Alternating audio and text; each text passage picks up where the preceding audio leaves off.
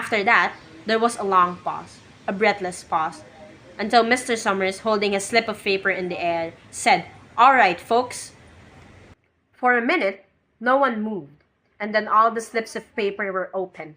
Suddenly, all the women began to speak at once, saying, "Who is it? Who's got it? Is it the Dunbars? Is it the Watsons?" Then the voices began to say, "It's Hutchinson. It's Bill. Bill Hutchinson's got it." "Go tell your father," Mrs. Dunbar said to her older son. People began to look around to see the Hutchinsons.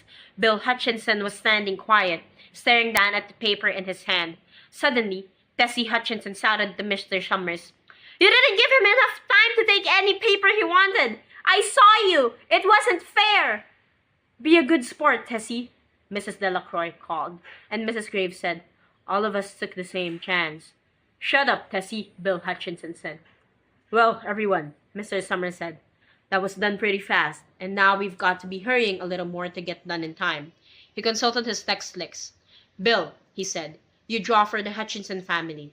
They got any other households in the Hutchinsons?" "There's Don and Eva," Mrs. Hutchinson yelled. "Make them take their chance." "Daughters draw with their husbands' families, Tessie," Mr. Summers said gently. "You know that as well as anyone else." "It wasn't fair," Tessie said. "I guess not, Joe," Bill Hutchinson said regretfully. "My daughter draws with her husband's family. That's only fair. And I've got no other family except the kids." "Then as far as drawing for families is concerned, it's you," Mr. Summers said in explanation. "And as far as drawing for households is concerned, that's you too, right?"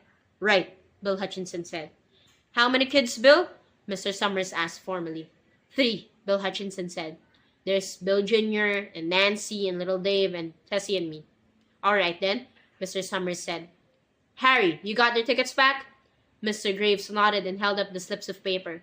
"Put them in the box then," Mr. Summers directed. "Take Bill's and put it in." "I think we ought to start over," Mrs. Hutchinson said, as quietly as she could. "I tell you it wasn't fair. You didn't give him enough time to choose. Everybody saw that." Mr. Graves had selected the 5 slips and put them in the box, and he dropped all the papers but those onto the ground where the breeze caught them and lifted them off. "Listen, everybody," Mrs. Hutchinson was saying to the people around her.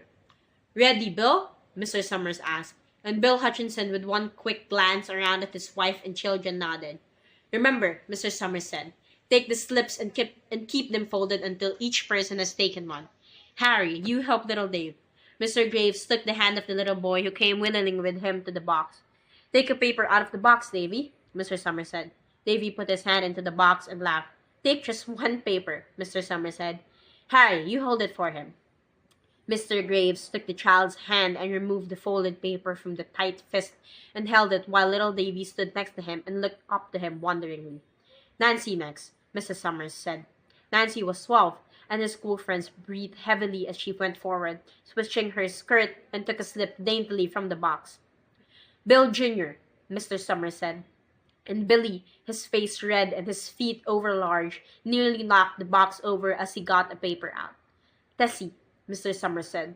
She hesitated for a minute, looking around defiantly, and then set her lips and went to the box. She snatched a paper out and held it behind her. "Bill," Mr. Summers said. And Bill Hutchinson reached into the box and felt around, bringing his hand out at last with a slip of paper in it. The crowd went quiet. A girl whispered, "I hope it's not Nancy." And the sound of the whisper reached the edges of the crowd. "It's not the way it used to be," Old Man Warner said clearly. "People ain't the way they used to be." "All right," Mr. Summers said. "Open the papers. Harry, you open little Dave's." Mr. Graves opened the slip of paper, and there was a general sigh around the crowd as he held it up, and everyone could see that it was blank. Nancy and Bill Jr. all opened theirs at the same time, and both beamed and laughed, turning around to the crowd and holding their slips of paper above their heads. "Tessie," Mr. Summers said. There was a pause, and then Mr. Summers looked at Bill Hutchinson, and Bill unfolded his paper and showed it.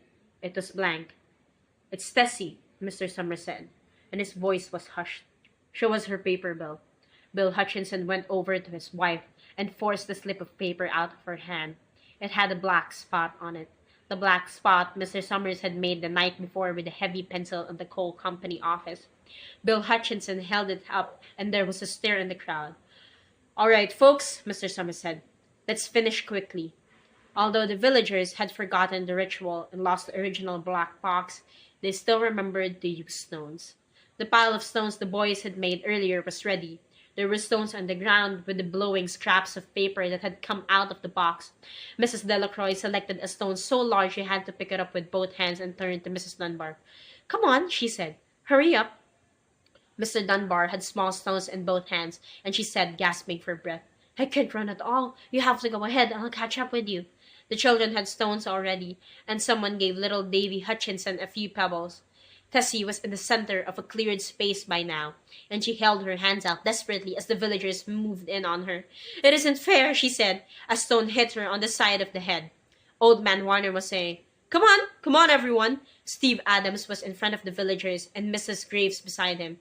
"It isn't fair. It isn't right," Mrs. Hutchinson screamed, and then they were upon her.